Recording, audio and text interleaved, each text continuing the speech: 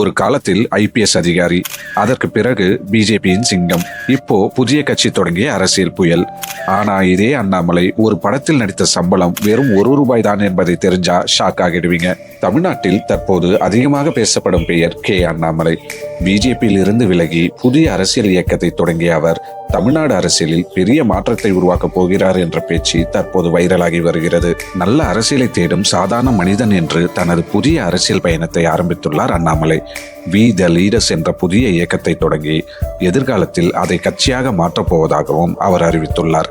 ஆனால் அரசியலுக்கு முன்பே அண்ணாமலையின் வாழ்க்கையில் நடந்த ஒரு விஷயம் இப்போது மீண்டும் பேசப்படுகிறது. அது என்ன தெரியுமா? அரபி என்ற கன்னட திரைப்படத்தில் அண்ணாமலை நடித்த சம்பளம் வெறும் ₹1 மட்டுமே. ஆம், இன்று அரசியலில் புதிய கட்சி தொடங்கும் அளவுக்கு மாஸ் லீடரா பேசப்படும் அதே அண்ணாமலை ஒரு உண்மை கதைக்காக பணத்தை பற்றி கூட யோசிக்காமல் நடித்திருக்கிறார். இந்த படம் சாதாரண படம் இல்லை. இந்த திரைப்படம் பாரா ஒலிம்பிக் நீச்சல் வீரரான விஸ்வாஸ் KS அவர்களின் வாழ்க்கையை அடிப்படையாக கொண்டது. 2 கைகளையும் தந்தையையும் இழந்தவர், வாழ்க்கையே முடிந்துவிட்டது என்று நினைக்க வைத்த சூழ்நிலை. ஆனால் அவர் கைவிடவில்லை. உடம்பு தோற்றாலும் மனசு தோற்கக்கூடாது என்று உலகத்தையே எதிர்த்து போராடியவர். நீரில் இறங்கவே பலருக்கு பயம் இருக்கும் நிலையில் 2 கைகள் இல்லாமல் நீச்சலில் சாதனை படைத்தார். அவரின் உண்மை போராட்டத்தை உலகத்துக்கு காட்ட வேண்டும் என்ற எண்ணத்தில் தான் இயக்குனர் ராஜ்குமார் இந்த படத்தை உருவாக்கினார். இந்த படத்தில் அண்ணாமலை அவர்கள் ஒரு நீச்சல் பயிற்சியாளராக நடித்துள்ளார். ஆனால் இது சாதாரண கோச் கதாபாத்திரம் இல்லை.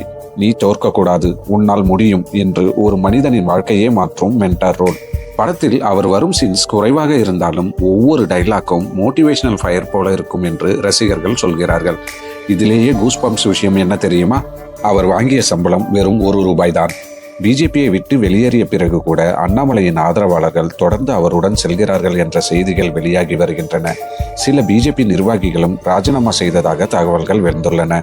ஒரு IPS ஆபீசரா ஆரம்பித்த பயணம் சினிமாவில் இன்ஸ்பிரேஷன் கேரக்டர், அதற்கு பிறகு அரசியலில் மாஸ் லீடர், இப்போது புதிய கட்சி. அண்ணாமலையின் நெக்ஸ்ட் மூவ் தமிழ்நாடு அரசியலை ஷேக் பண்ணுமா? இந்த ₹1 சம்பள கதை பற்றி நீங்கள் என்ன நினைக்கிறீங்க? கமெண்ட்ல சொல்லுங்க.